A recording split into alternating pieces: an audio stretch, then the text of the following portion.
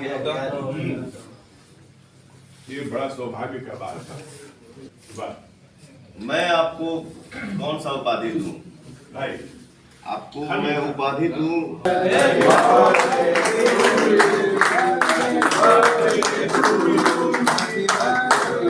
इस वीडियो में आप सभी ने देखा पवन सिंह जी अपने सबसे जिगरी दोस्त, सबसे जिगर में रखने वाले अपने भाई समान, जो कि भोजपुरी इंडस्ट्री के एक बहुत ही अच्छे कलाकार हैं, कॉमेडियन हैं, संजय वर्मा जी, उन्हीं का बर्थडे मनाते हुए नजर आए, जो कि लखनऊ अपने आवास पे। जी हाँ, जो कि आप सभी इस वीडियो क्लिप में देख पा रहे होंगे पवन सिंह जी किस तरीके से संजय वर्मा जी का बर्थडे मनाते हुए नजर आ रहे हैं। और ये वीडियो सोशल मीडिया पर बहुत ही ज़्यादा वायरल हो रही है।